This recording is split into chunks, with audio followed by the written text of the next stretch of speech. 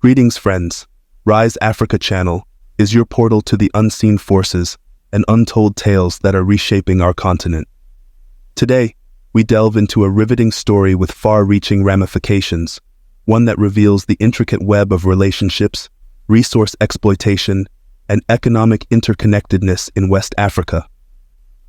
In this episode, we reveal the catalyst for a storm that is centered on a country with considerable untapped potential.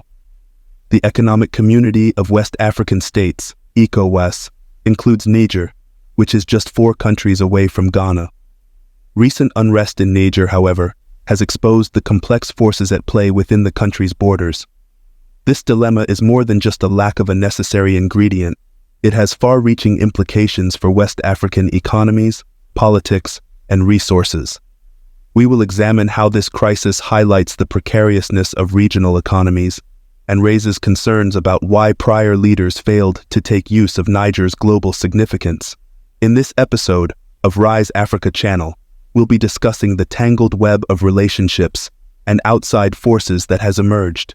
An often overlooked country in West Africa is at the center of a building storm because of the complex linkages, resource exploitation, and economic interdependence that it reveals.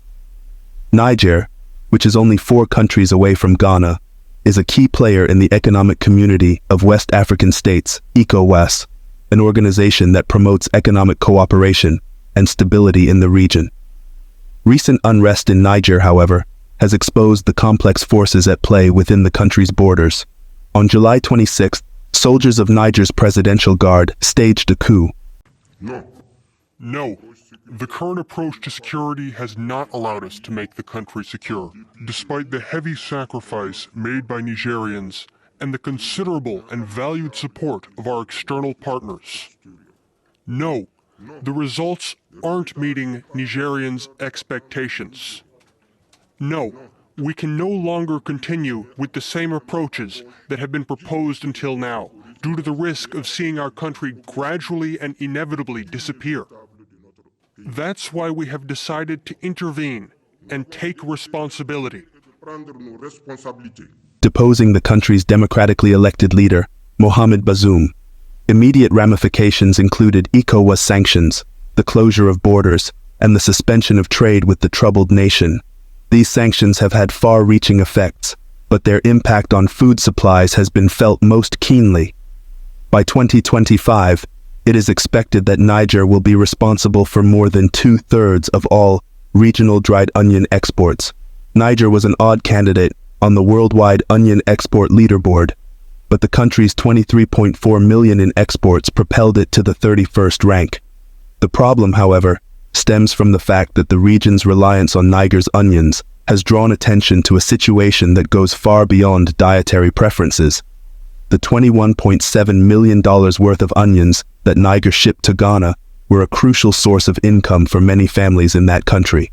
Despite this seeming contradiction, Ghana showed its support for France by joining its neighbors in adopting the ECOWAS sanctions against Niger people. Repercussions of that, a 100-kilogram sack of onions, in Ghana has skyrocketed in price from $61 before the political upheaval to an excruciating $105. Not only have onion prices risen dramatically, but so have the costs of beans and millet. The 24.6% of Ghana's 32 million people who already live on less than $1 a day would be hit hard by this increase in prices. Onions, however, are more than simply a useful ingredient in cooking. They're also an essential food source. Get to know Ama, a true believer in the healing power of onions. She emphasizes their health benefits, saying that they are low in fat and calories while being high in fiber and chemicals that fight inflammation and cancer. She claims that onions' many health benefits, including protecting against diabetes and increasing bone density, make them a must-eat. Underneath it all, however, the exploitation of Niger's resources by foreign interests, most notably France, has been exposed. Niger's soil contains vast reserves of uranium, a key ingredient in nuclear power. France's historical colonial legacy, coupled with its present regional pursuits, has enabled it to firmly control Niger's uranium sector. This situation has raised concerns about the potential for foreign powers to wield influence over both the government and the economy of Niger. The dry onion problem in Niger is more than just a lack of a basic commodity. It is a complex situation that reveals the complicated web of ties between the member states of the Economic Community of West African States, ECOWAS. This crisis has shown the extreme susceptibility of regional economies to the collapse of even one nation within this complex network.